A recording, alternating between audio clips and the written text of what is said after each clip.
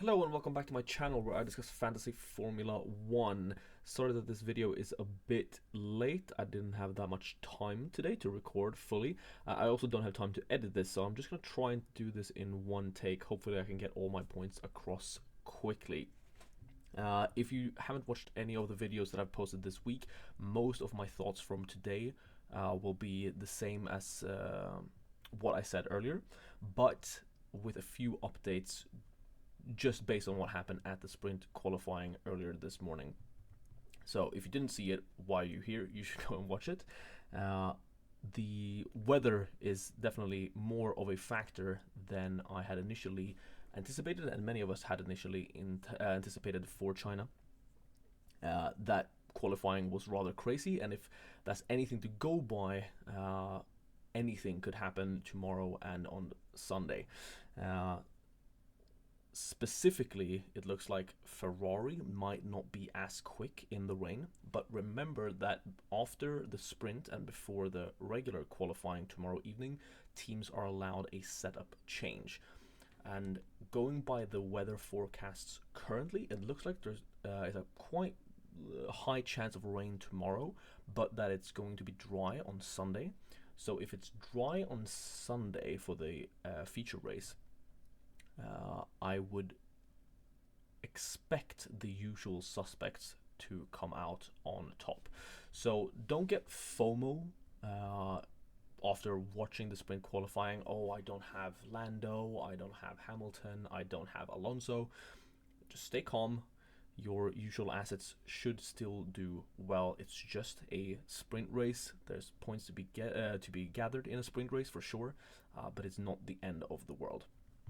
So what does this weather mean for our teams for China?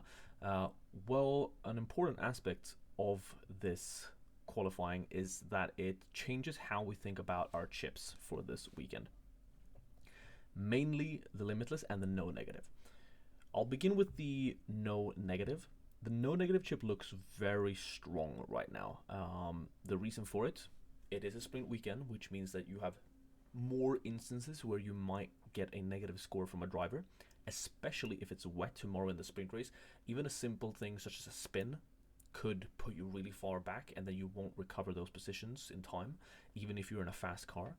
So if one of your good drivers, maybe even your driver that you've put a DRS boost on, spins out, they will not have enough time to make it back up through the field, and they will lose a lot of points just based on positions lost. So therefore I think that if you are not using your Limitless chip this weekend, I think this might be the best opportunity you will get for the no negative.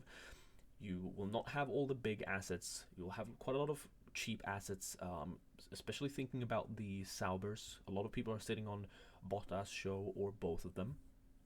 And since they are, especially them, are starting such high up, now they won't have any pit stops that they can mess up with their wheel nuts in the sprint race, but their car is not that fast. They might get overtaken, and they might spin. So for that reason, I think no negative is very strong if you're not considering to use Limitless, just based on the fact that it's going to rain during Saturday.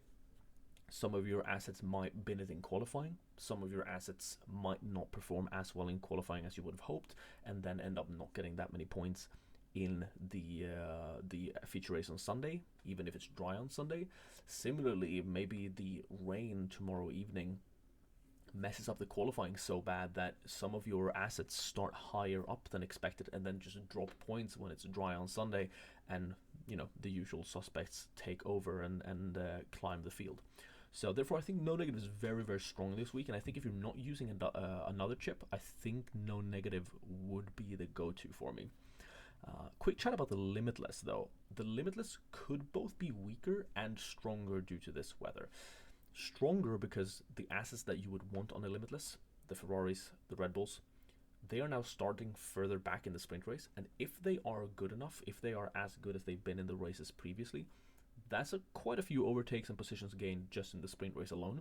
And then if it's the similar scenario for the qualifying tomorrow in the second session,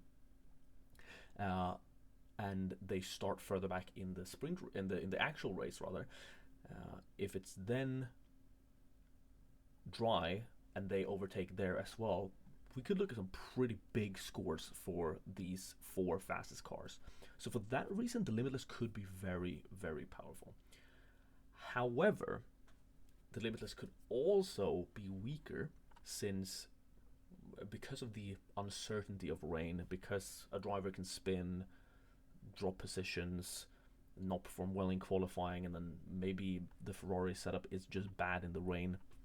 Because of that reason, it might be worse than a Limitless in Miami, since those 4 best drivers and 2 best constructors won't sweep up all the points.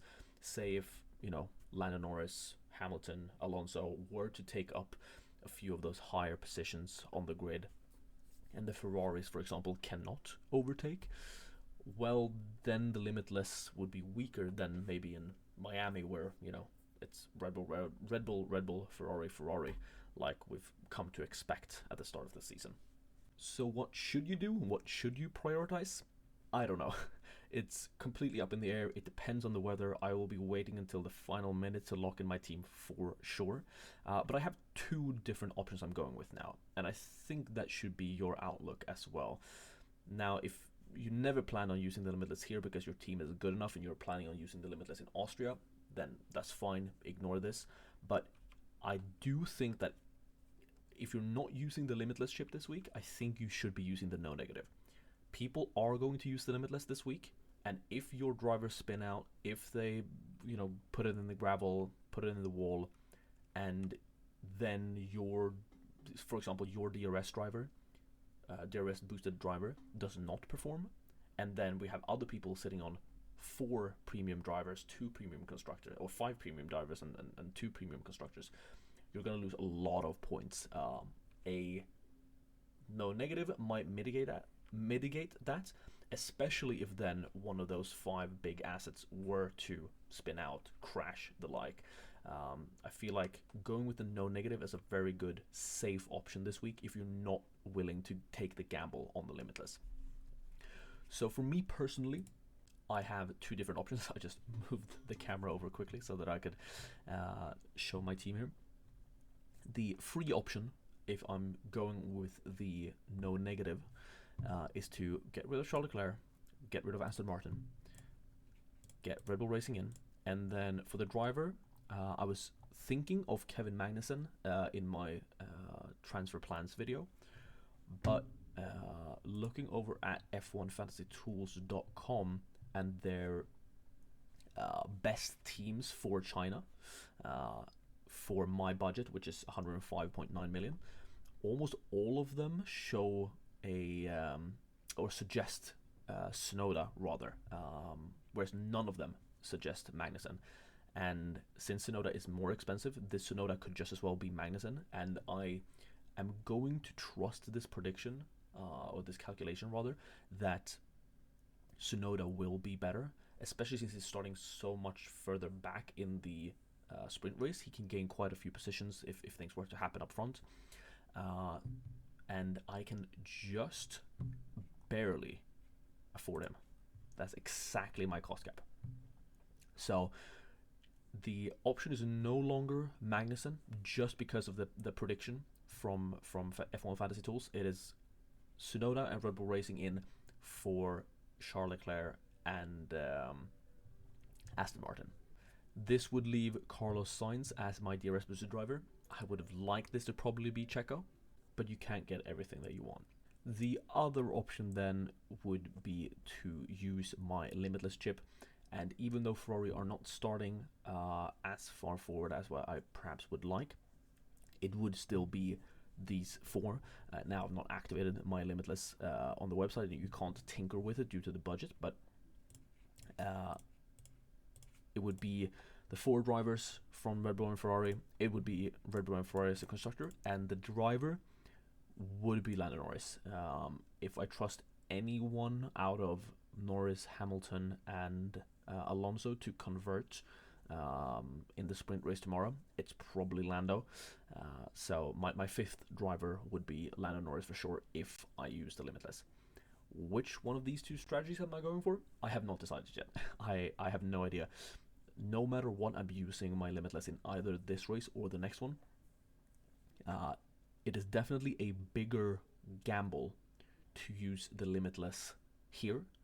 I also think it is generally worse for my budget gain, since I will be gaining my budget from this team. I will be gaining the budget from the Aston Martin constructor, as well as Charles Leclerc, rather than Yuki Tsunoda. And I'm also relatively keen on having Tsunoda now that he's starting so far back. So I'm leaning a bit more towards the free transfer, saving the Limitless at the moment, but it's maybe a 60-40 split for now. Remember, you can only do so much. Don't freak out that you don't have the assets that are starting on pole. You only have 2 or 3 free transfers. I would say either take the risk on the Limitless or take the safer option with the no negative, and nothing else really seems viable here. I still think that you should have Red Bull and Ferrari as your 2 constructors, whether you're going with one strategy or the other. The driver for your DRS boost is whoever you can get in, but pretty much all of the suggested teams on F1 Fantasy Tools recommends Verstappen. So going without Verstappen is definitely scary, but using the no negative definitely mitigates a bit of that scare. So I'm scared of going without Verstappen, which is why I'm considering the Limitless as well. But for now, it's probably just the free transfers and hope and pray for the best. So that will be it for this video. I'm sorry it's a bit shorter than usual. If you got anything from it, please leave a like. So we'll see how this goes. As always, my final decision will be on my Twitter and in the comments, and it will be posted just minutes before the deadline. It is another weekend, another race weekend, where my decision is going down to the wire. I thought this would be a simple week. It was not. So looking forward to a week where my decision is made 2 weeks in advance, and I'm not sitting there with panic in my eyes 2 minutes before the deadline. But that's the F1 fantasy that we are currently playing, and yeah, that's about it. See ya.